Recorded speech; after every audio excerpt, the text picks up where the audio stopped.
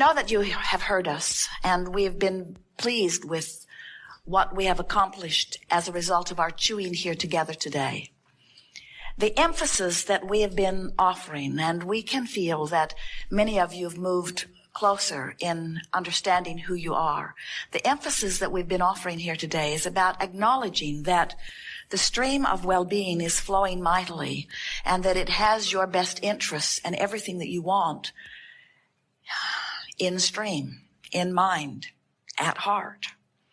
And as you begin to focus upon the stream and its meaning and how it got there and your relationship with it, and you begin to pay attention exclusively to how you feel, which is everything about your relationship with the stream, in far greater ease than you have previously imagined, you're going to begin to be the receiver of so many of the things that you've been asking for.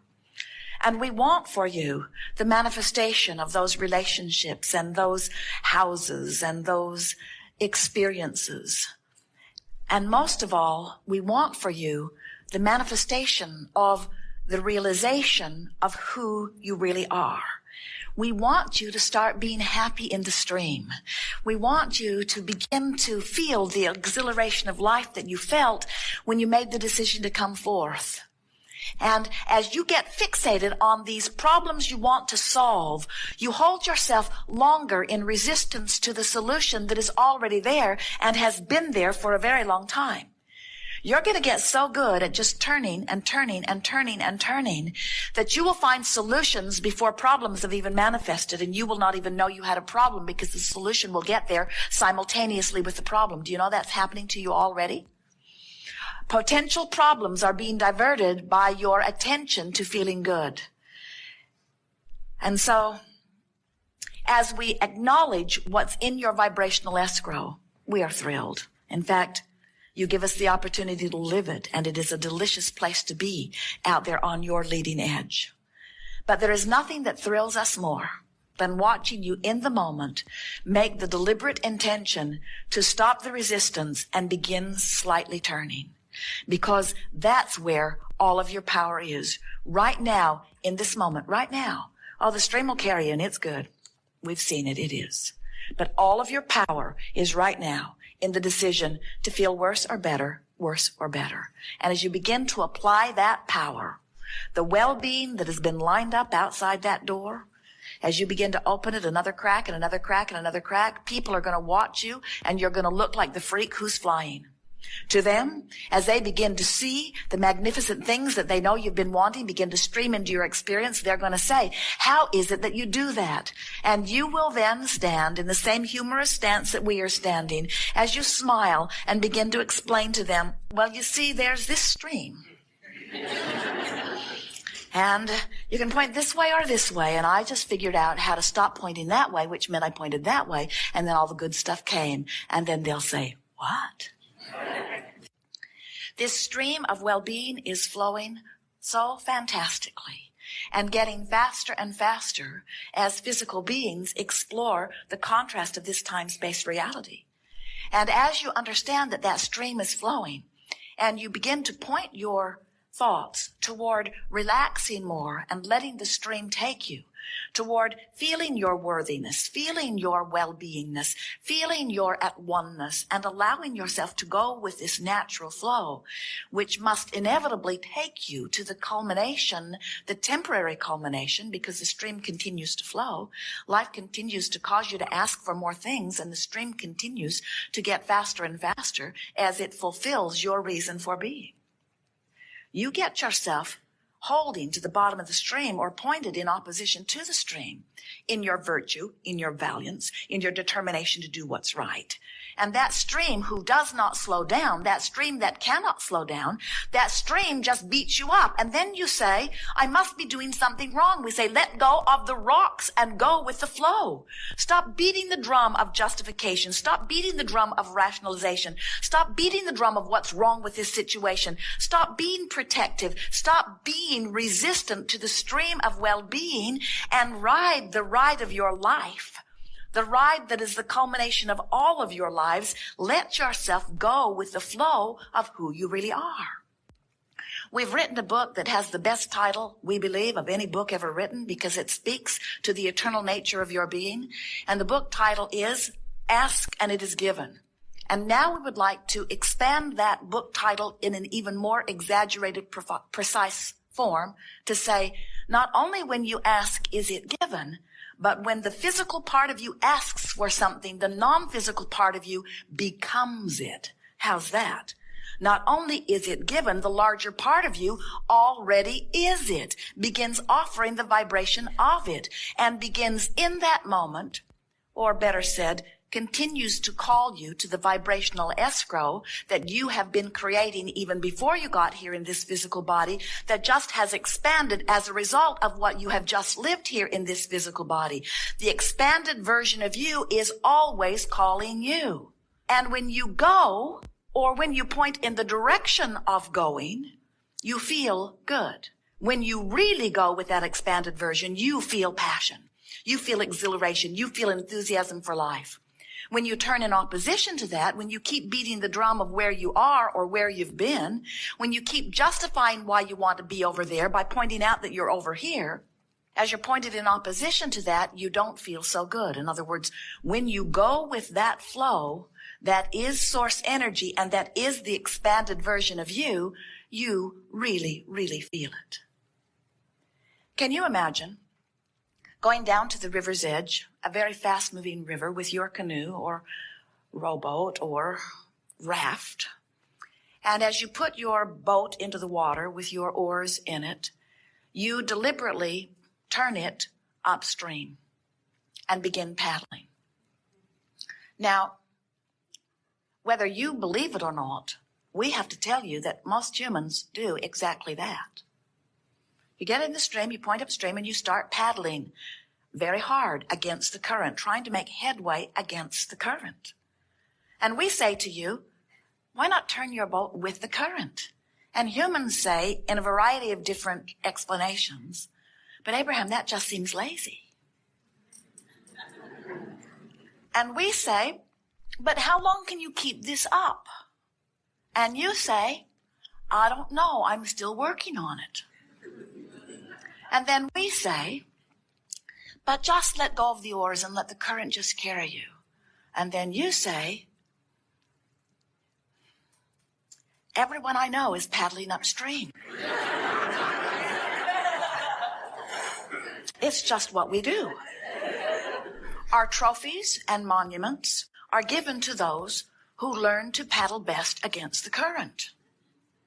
And we say, but how long can you keep that up? And you say, I don't know, I'm still working on it. I'll let you know. But for now, I've developed some really good muscles and some really good techniques. And I use others who are suffering equally as measurement to know how well I'm doing. And I have to tell you, I'm holding my own. It's hard. It's hard. It's hard, Abraham. But I know that it is worth it. It's worth it because all of the trophies and all of the rewards are offered for those who struggle. Those who turn and go with the flow, they are not given any rewards. They are just seen as lazy, ne'er-do-wells. And I have heard that there are many more rewards after I die. So I'm willing to endure the discomfort. And we say, but how long can you keep that up? And we want to say to you, you may keep it up all of the days of this life, but when you croak, you no longer keep it up. When you croak, you go with the flow.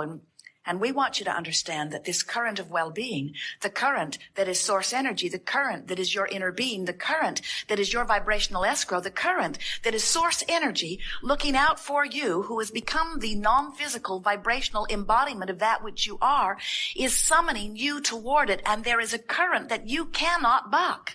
And when you try to, you get beat up by the current.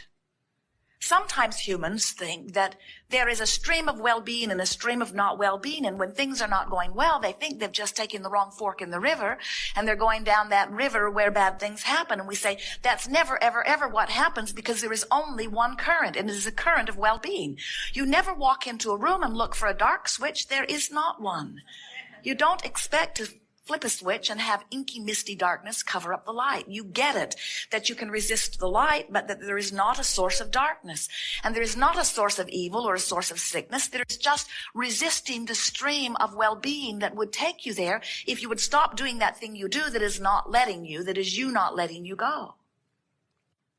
We want you to realize that you are source energy in this physical body. And as you begin to remember that you are source energy in a physical body, and as you begin to reach for that realignment now that you are here in this physical body, now you'll begin to live life in the way you intended as you came forth into this physical body.